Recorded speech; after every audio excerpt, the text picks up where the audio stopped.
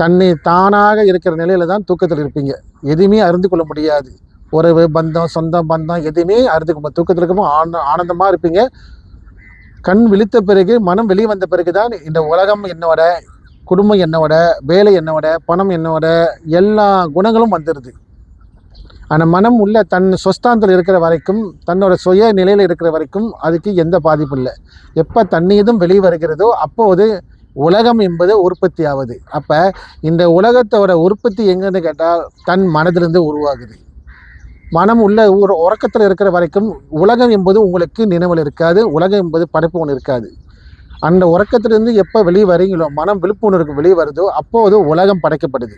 அப்போ இது என் வீடு, என் குடும்பம், என் மனைவி எல்லாம் சொல்ல ஆரம்பிக்கிறீங்க. அப்போ இந்த உலகம் தண்ணீரிடம் பிறக்குது. இந்த உலகமே மாயின்னு சொன்னாங்க. இந்த உலகமே மாயை, இது நிஜம் கிடையாது.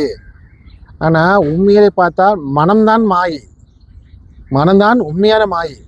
ஏன்னா தன்னோட சுயஸ்தானத்தில் இருக்கிற வரைக்கும், ஆத்மாசுரமாக இருக்கிற வரைக்கும் அதுக்கு எந்த பாதிப்பும் இல்லை. திடீர்னு தன்னிடம் ஒரு விழிப்புணர்ச்சி வெளியே வருது, வந்து திரும்பி மறையுது.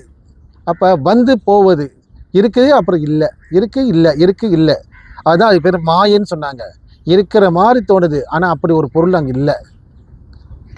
இந்த இந்த இந்த விஷயத்தை வெளிப்படுத்து தான் மனம். ஸோ மனதோட நிலை எப்போ தெரிஞ்சுக்கணும், அதுக்கு நிரந்தரமான ஒரு விஷயம் கிடையாது. அதுக்கு பேர் தான் மாயை. அதுலேருந்து உற்பத்தி ஆனதான் இந்த உலகம் அனைத்தும். அடுத்து குடும்பம், வீடு, வாசல் எல்லாமே இந்த உலகம் உற்பத்தி ஆகுது. அப்போ இந்த மகா மாயில்தான் இந்த வெளியே இருக்கிற மாயை உருவாகுது, இந்த உலகம் என்பது உருவாகுது. அப்போ முதல்ல தெரிஞ்சிக்க வேண்டியது இந்த மனதை சரியாக தெரிஞ்சுக்கணும். அப்போ இந்த மனதை பற்றி விளக்க தான் இன்றைக்கி நம்ம வந்திருக்கோம். ஏன்னா நம்ம எல்லாத்துக்கும் ஆர்வம் இருக்குது, இறைவனை அடையணும், இறைவன்கிட்ட ஒன்று சேரணும், இறைவனை தெரிஞ்சுக்கணும், இறைவனோட ஆனந்தத்தில் நம்ம இருக்கணும் என்பது எல்லாத்துக்கும் உள்ள விருப்பம். மன அமைதியும் சாந்தி கிடைக்கிறதுக்கு நம்ம எல்லோரும், உலகத்தில் இருக்க அனைத்து மக்களையும் இறைவனை நாடி போகிறவங்க. அப்படி இருக்கப்ப ஏன் அனைவரும் அது முழுமையாக அடைய முடியல? அதுக்கு காரணம் மனதை சரியாக புரியாத வரைக்கும் நம்மளுக்கு தடைகள் இருந்துக்கிட்டே இருக்கும். ஏன்னா மனம்தான் நம்மளுக்கு தடையாக இருக்குது, மனம்தான் நம்மளுக்கு வழிகாட்டியாக இருக்குது. அதுதான் மனமே குருன்னு சொல்லுவார்கள் நம்ம பிரம்ம ஞானிகள் சித்தர்கள்லாம். மனமே குரு. அந்த மனம்தான் அசுரத்தன்மையாகவும் இருக்குது, தடையாகவும் நிற்கிது. நம்மளுக்கு 2 நிலைப்பாடு இருக்குது மனதுக்கு. வெளியே வந்தால் அஞ்ஞானத்தில் முழுங்கிடுவோம்.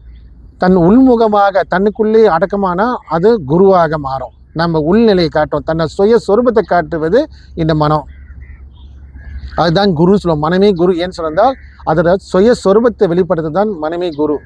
அந்த மனம் எப்போ வெளியே வந்து உலகத்துக்கு வருதோ அப்போதும் அஞ்ஞானமாக மாறுது. அப்போதும் நமக்கு குணங்கள் உண்டாகுது. 8 வகை குணங்கள், அஷ்ட குணங்கள் உண்டாகுது.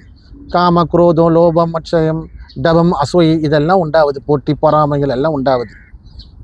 அப்போ நம் மனதை எப்போதுமே நம்ம எங்கே வைத்தால் குருவாக ஆகும், நம்ம இதை புரிஞ்சுக்க வேண்டியதும்.